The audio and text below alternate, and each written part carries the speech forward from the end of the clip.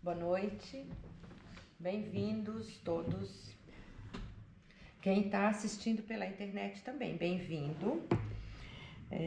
Não se esqueça de se inscrever no nosso canal, de dar um joinha nos nossos vídeos e passa esse link para frente, para ajudar a gente a ficar mais relevante na plataforma e levar o Evangelho de Jesus a cada vez um número maior, né, de pessoas. E é assim que a gente vai crescer, né? Muito bom, minha gente.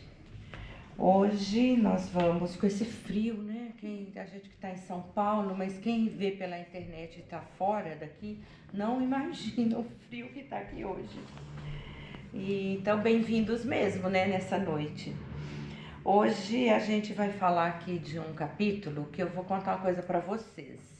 Eu não sei se todo expositor espírita tem isso que eu tenho, mas eu tenho meus capítulos assim queridinhos, vamos dizer, aqueles que fluem naturalmente, sabe? Que não exigem tanto de mim quando eu estou preparando, né, minha fala, as aulas aqui do curso.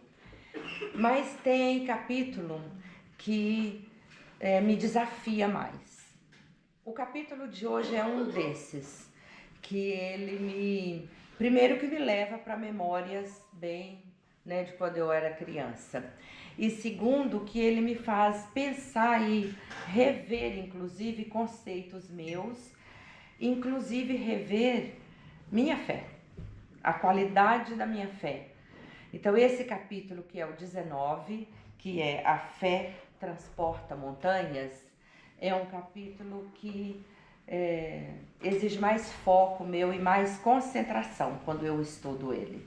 Graças à doutrina espírita, que cria em nós esse hábito do estudo e da instrução, aquilo que eu sentia, que eu falei que me leva lá para trás, quando eu era criança, eu ia à missa com a minha mãe todos os domingos. Acho que muita gente tinha esse hábito. E o padre falava uma frase que eu achava linda, que eu adorava, era o melhor momento da missa, quando ele falava assim: eis o mistério da fé. Todas as vezes, aí a assembleia cantava, todas as vezes que comemos deste pão e bebemos deste vinho, anunciamos, Senhor, a vossa morte, enquanto esperamos vossa vinda. Aí é que estava o mistério para mim. Eu achava lindo, eis o mistério da fé, que ele falava.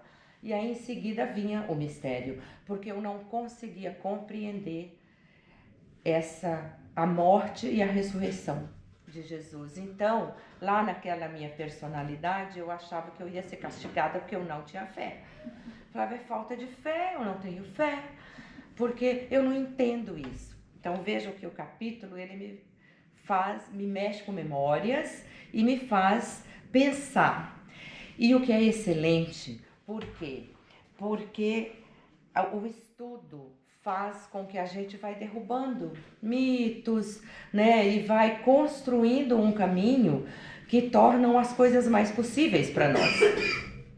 Então, para começar o assunto, à medida que eu fui estudando a doutrina espírita, eu passei a compreender o que é a fé.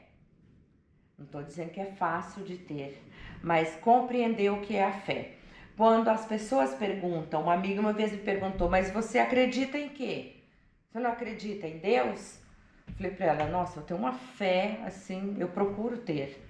Então a gente costuma falar que a gente acredita em Deus, mas acreditar não é ter fé. A fé é diferente da crença. Crença é uma coisa, fé é outra. Jesus, quando pregava, ele pregava provavelmente em hebraico, ele usava a palavra emuná. E naquele pensamento hebraico daquela época, né, penso que até hoje, emuná, que significa fé, é algo que significa confiar. Então, fé é igual confiança, certeza absoluta de algo. Isso é fé. Acreditar não é isso. Eu, por exemplo, acredito que a seleção brasileira vai chegar às quartas de final na Copa. Então, vocês estão rindo, né? Tem uma esperança aqui, vocês concordam? Então, eu não confio que vai chegar, mas eu acredito. Então, acreditar é uma confiança, é você esperar que algo aconteça. Eu espero que eu consiga a vaga do emprego. Eu acredito que eu vou conseguir a vaga do emprego. Tem uma dúvida aí. Pode ser que tenha outras pessoas boas, pode ser que a Inglaterra chegue às quartas, a Argentina e o Brasil não. Então, acreditar é diferente de ter fé.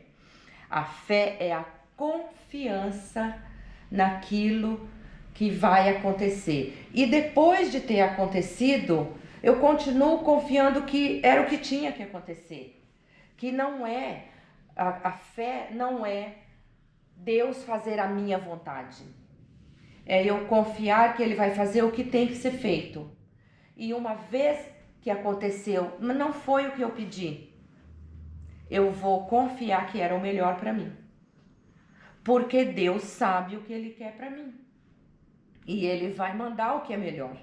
Ele não vai mandar algo que não vai contribuir na minha jornada, no meu crescimento. Então eu confio em Deus. Olha como é diferente de eu acredito em Deus. Eu acredito, eu espero, né? E a gente lê isso muito, inclusive aqui no capítulo. E inclusive em todo o evangelho. Paulo a fé está muito presente de modo muito profundo nas cartas de Paulo. A própria postura dele diante do que aconteceu, que ele mudou a fé, passou a confiar em Jesus com o mesmo fervor que ele defendia o judaísmo, né? Então ele desenvolveu a fé, porque a fé a gente vai desenvolvendo, ela é inata, mas ela vai aumentando à medida que a gente vai se instruindo e a gente vai se desenvolvendo. Então, Paulo, na carta aos Hebreus, que é atribuída a ele, mas dizem que na verdade nem foi ele que escreveu, né? Ele fala que a fé é a certeza das coisas que se espera. Então, a fé não é acreditar que algo vai acontecer, é a certeza das coisas que se espera e a convicção pura de fatos que não se vê. Então é acreditar de verdade, é confiar, não é esperar que algo aconteça. Então, tanto que ele, com esta fé, ele passou por prisões, passou por naufrágios, passou por perseguições e não se abalou. Não voltou atrás e nem negou aquele que ele passou a confiar, não é? Então, com esse preâmbulo, eu trago aqui minhas reflexões, né, do capítulo, começando aqui com o trecho evangélico que Kardec escolheu, que é um trecho de Mateus 17, 14 a 20, né? Capítulo 17, 14 a 20. E Kardec conta aqui que Jesus estava ali com os discípulos e um senhor se aproximou dele desesperado, se ajoelhou e pediu a ele: piedade com meu filho, Senhor, cura ele, porque ele está muito doente, ele está lunático, ele está epilético, né? Ele está muito doente. E eu o levei a seus discípulos e eles não puderam curá-lo. Aí Jesus falou assim: hipócritas de pouca fé, raça perversa, traga-me o menino. E Jesus tocou o menino e tirou aquele espírito que estava incomodando o menino, né? Que aqui no texto fala que tirou o demônio, tirou aquele espírito. Os discípulos depois foram perguntar para ele assim: mas mestre, por que nós não conseguimos curá-lo? Ele falou: pela incredulidade de vocês. Em verdade eu te digo que se vocês tivessem a fé do tamanho de um grão de mostarda, vocês diriam: essa montanha saia daqui e vá para colar, e ela iria. Mas a fé, ela transporta as montanhas, mas vocês não têm a fé suficiente para isso. Então, antes da gente falar das montanhas, vamos só contextualizar isso aqui. Essa conversa aconteceu para vocês terem uma noção de quando eu era pequena, que eu achava que eu não tinha fé, que eu ia ser castigada. Vai vendo. Essa conversa aconteceu depois do Morro da Transfiguração, que na Bíblia eles não falam que morro que era, mas Jesus subiu um morro e levou com ele Pedro, Tiago e João, 3 discípulos que estavam aqui. Levou 3 discípulos com ele. Lá no morro, Jesus se transfigurou para eles. Eles assistiram, eles viram com os olhos. Eles viram Jesus ficar com o rosto como um sol, as roupas resplandecentes de tanto brilho. Viram Moisés e Elias se materializarem ali na frente deles, uma nuvem envolver os 3 e uma voz de cima dizer assim: eis meu filho amado, ouviu. Então eles viram isso e ainda assim não conseguiam em determinados momentos ter a confiança, ter a fé inabalável. Então a gente pode perguntar como que pessoas que assistiam isso, entre outras tantas, né, que conviviam com Jesus, eles não tinham uma fé inabalável. Então não é à toa que eu, que não sou ninguém, sou miserável, não sou ninguém na fila do pão, questionava a minha fé. Por isso que eu falei que o capítulo mexe comigo, porque ele faz eu rever meus conceitos e a qualidade da minha fé. Porque a fé a gente vai desenvolvendo com a instrução, com o estudo, com a cultura, como eu falei. Por quê? Porque a fé, como diz Kardec aqui, ela enfrenta a razão cara a cara. Ela é raciocinada. Então a fé inabalável é uma fé que raciocina, que encontra lógica e que compreende. É preciso compreender para crer. Assim é. Se não for assim, é uma fé cega, é uma fé vacilante. A fé dos discípulos vacilava. Ora, veja, eles viam, eles testemunhavam o que Jesus fazia e a fé deles vacilava.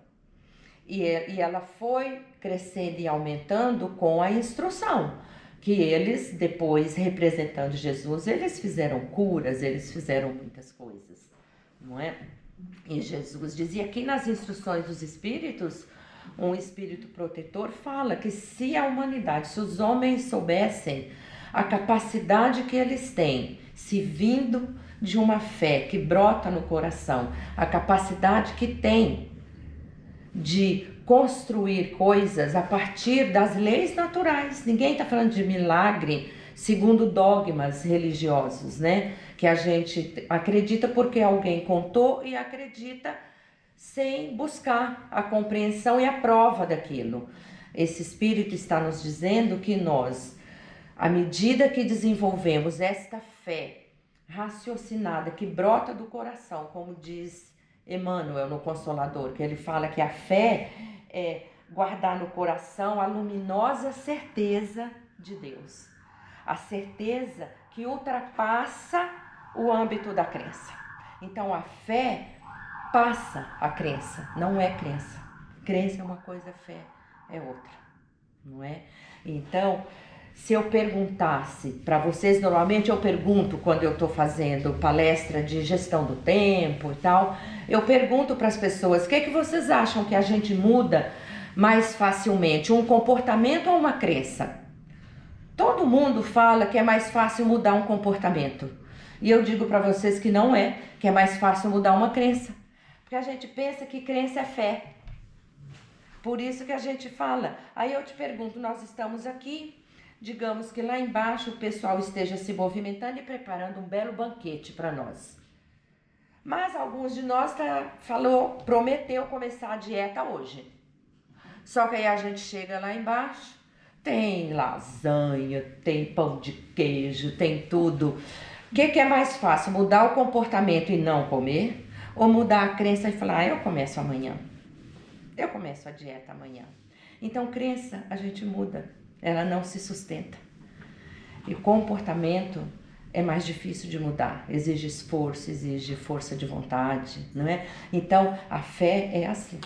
A fé inabalável é essa que brota do coração, ela é raciocinada, ela enfrenta a razão, como Kardec diz. Quando Jesus fala que se a nossa fé fosse como um grão de mostarda, nós mudaríamos uma montanha de lugar, ele obviamente está usando elementos da natureza, né, como uma alegoria, como ele sempre fazia, mas ele está nos provocando e fazendo com que a gente pense nas nossas montanhas, não é?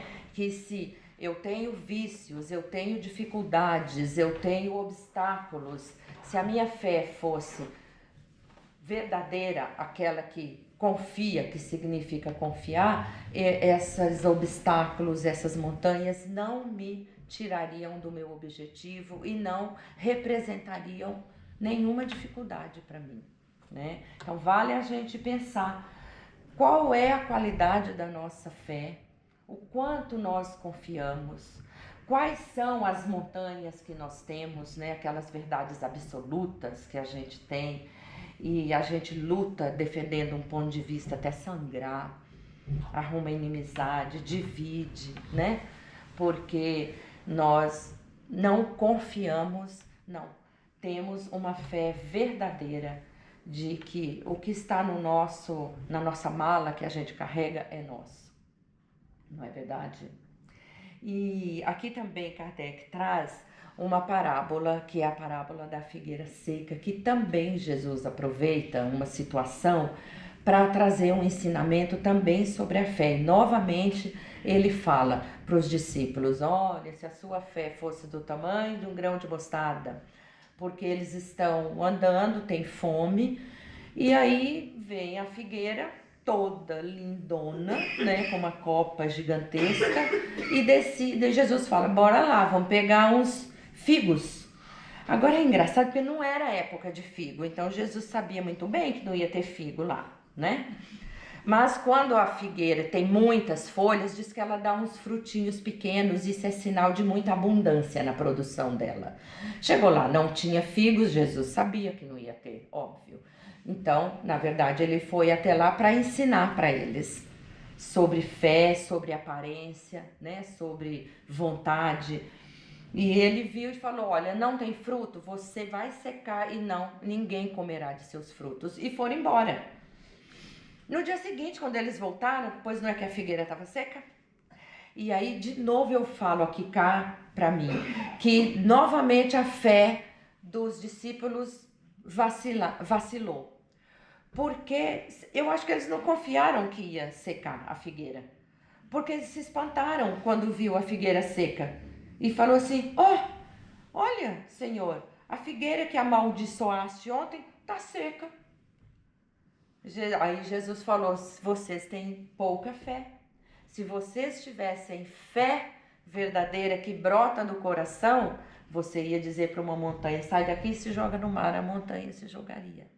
Então, ele aproveita para ensinar novamente sobre a fé e para falar, né, mostrar para nós uma simbologia sobre as aparências, sobre aquela folhagem maravilhosa, mas que não dava frutos. E o Kardec chama a nossa atenção para esse ponto, né? Como nós vivemos, se nós somos como a figueira, né? Por fora bela viola, por dentro pão bolorento, né? Que é linda, bem arrumado, né? Bem vestido, fala muito bem, né? Isso cai bem para os oradores, para os palestrantes, para os pregadores que falam palavras lindas com significado que muitas vezes as pessoas não compreendem, mas que é da boca para fora, né? Que não tem um comportamento que condiz com o que fala. Então, esse capítulo nos desafia a examinar como é a nossa fé, como está, o que nós fazemos para melhorar, para desenvolver, se nós aceitamos, né, a obra de Deus na nossa vida. Tem um palestrante espírita, ele conta uma história boa, que ele fala que tinha 2 vizinhos. Um tinha um jardim que era de tirar o chapéu, lindíssimo, grama retinha, verdinha, flores maravilhosas. E o vizinho, outro não. O quintal estava bem feio, mal cuidado. O mal cuidado falou para ele assim: poxa, Deus foi muito bom para você. O seu jardim está lindo, que beleza. Deus foi muito bom. O outro fala: foi mesmo, ele me deu saúde, me deu força de vontade, me deu força física para eu cuidar, plantar, aprender, né, fazer as mudas e limpar. Agora você precisava ver esse jardim quando era só Deus que cuidava, o estado que estava o jardim. Estava horroroso quando era só Deus que cuidava, porque Deus não faz o meu trabalho, assim como Ele não pede para eu fazer o dele. Então, fé é confiança, mas aliado à ação. Se você tem fé, ela pode ser do seu coração, mas você tem que fazer sua parte. Se você não fizer, Deus não virá até aqui fazer o seu trabalho, limpar o seu jardim. Vai ficar aí por sua conta. Por isso que ele falou, você precisava ver quando Deus cuidava, como é que era. Não era o trabalho dele cuidar, era meu. Então, faça a sua parte, né? Então, não anda sozinha, é fé e ação. Diz que tinha um moço que estava querendo atravessar um rio, não sabia nadar. Apareceu um barquinho e falou assim, eu lhe dou uma carona, suba.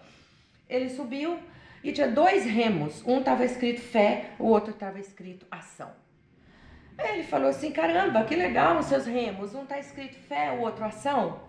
O barqueiro falou, claro, se eu usar só o fé, eu vou ficar rodando. Não vou sair do lugar se eu ficar só na fé. Se eu só agir sem fé, a mesma coisa, não vai acontecer nada. Eu preciso ter fé e ação. É assim que eu trabalho. E o meu barco se chama autoconfiança. Então, acho que a mensagem que eu falo que mexe comigo, esse capítulo que me faz rever aí minha vida, olhar para trás, pensar e tentar melhorar a qualidade aí dos meus sentimentos, da minha fé, esse capítulo é o 19. E assim, não deixem de ler, né? Porque é sempre muito bom, é sempre muito educativo. Vamos, nesse clima que a gente está, envolver a nossa irmã Rose e receber o nosso irmão, que vem trazer a mensagem de hoje. Seja muito bem-vindo, irmão.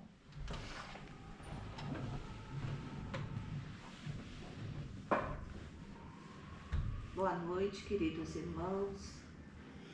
Com muita alegria, eu chego mais uma vez nesta casa, amparada pelos benfeitores, por uma assistência amorosa que nos envolve nessa fraternidade, nesse convívio amoroso, educativo, que nós vamos conversar um pouco, trazendo um pouco de reflexão para que os nossos sentimentos possam se transformar para melhor. Na minha opinião, também é um capítulo que nos leva até as bênçãos que Jesus nos deixou. Quando ele nos disse que o Pai era um Pai de amor, de misericórdia, era um Pai de transformações, de esperança, era um Pai que nos abraçava, que acolhia os seus filhos no seu reino de amor e de ventura. E esse Pai misericordioso é que nos sustenta a nossa fé. Porque quando acreditamos, é quando começamos a caminhar em direção daquilo que pedimos a Deus, no nosso silêncio. Não digo aqui das coisas materiais, essas que o trabalho pode comprar, pode nos trazer, que é uma lei do progresso, a lei do trabalho. Eu digo daquelas coisas que pedimos em espírito, que não está na nossa condição ainda espiritual de realizar por nós mesmos.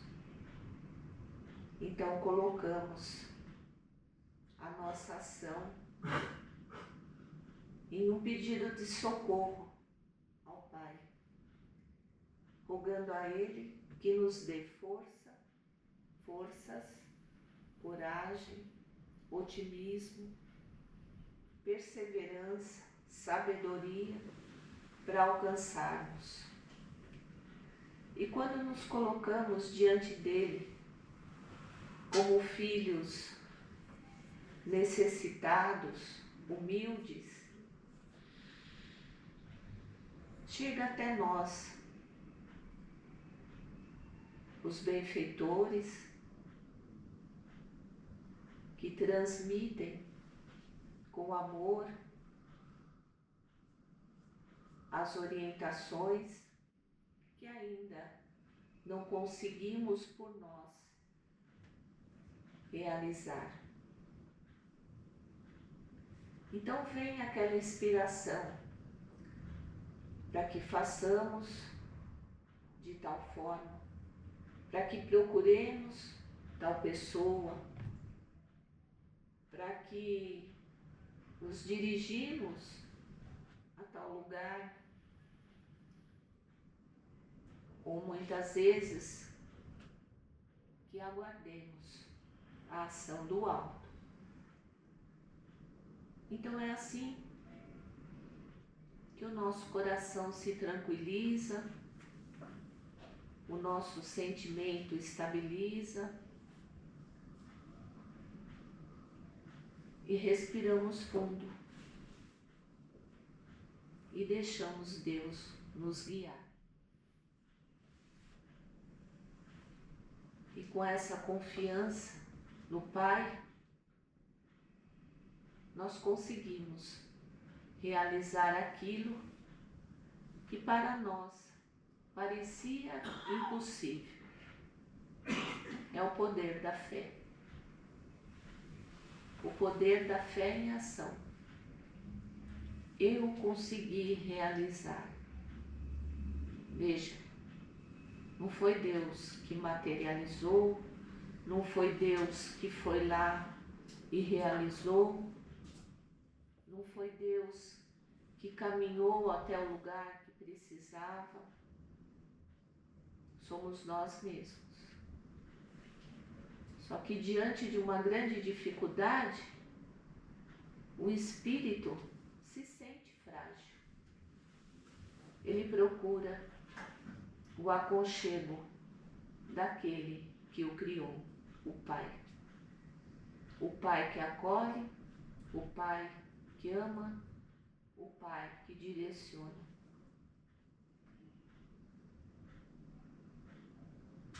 E Ele está para nós sempre. Sempre está para nós.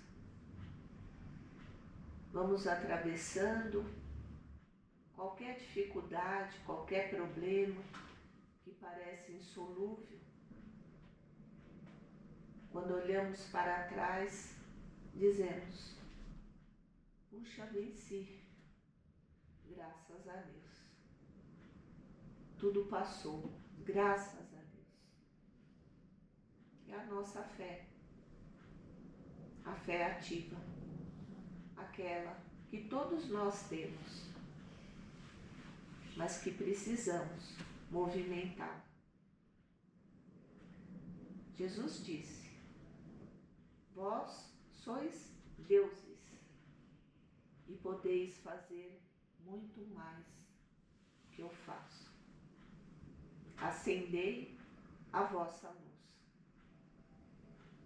iluminai os vossos caminhos com o poder da fé. Que alegria, que bom estar aqui mais uma vez, dividindo esse espaço com vocês nesta casa tão querida aos nossos corações. Que Deus nos abençoe, nos guie pelos caminhos do bem e da caridade. Graças a Deus e uma boa noite. E muito obrigado por vocês me ouvirem.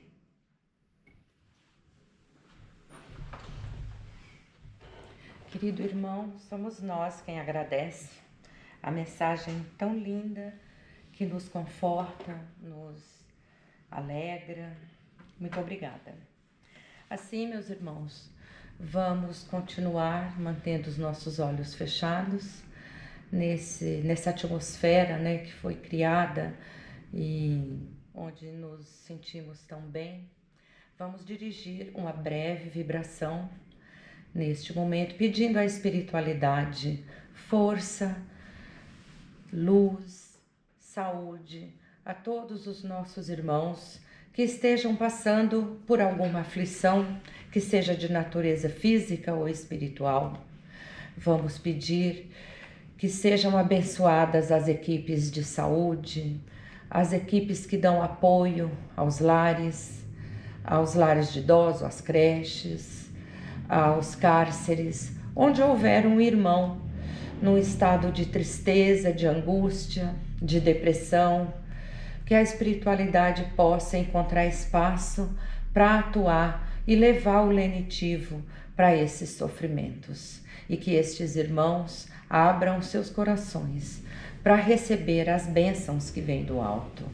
Vamos vibrar por nosso país, pelas nações que estão em conflito no planeta. Vamos vibrar pela natureza, pelo nosso planeta Terra e todas as suas formas de vida. Voltando para cá, vamos vibrar pelo AMA, a nossa casa de amparo espiritual, e toda a redondeza aqui, nossos mentores da casa, que estão sempre presentes, a quem nós muito agradecemos.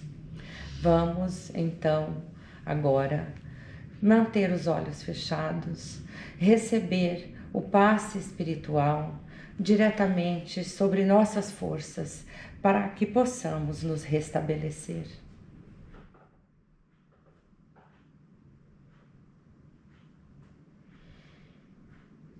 E assim, muito agradecidos, recebemos as bênçãos do alto, do nosso irmão, nosso amado Mestre Jesus, que nos abraça nesse momento. Olha para nós e nos diz: nunca te deixarei, estarei sempre contigo. Sempre andarei ao seu lado. Não se desespere nunca. Cuide de sua fé. Esse mistério que é muito, muito alcançável por todos que têm a mente e o coração voltado para o alto. Assim, nós pedimos licença para encerrar com a oração que Ele nos deixou. Pai nosso que estás no céu, santificado seja o vosso nome. Venha a nós o vosso reino, seja feita a vossa vontade, assim na terra como no céu. O pão nosso de cada dia nos dai hoje. Perdoa nossas ofensas, como perdoamos a quem nos tem ofendido. E não nos deixeis cair em tentação. Livra-nos, Senhor, de todo mal. Graças a Deus, graças a Jesus. Que a paz do Mestre os acompanhe até seus lares e lá permaneça para sempre. Graças a Deus.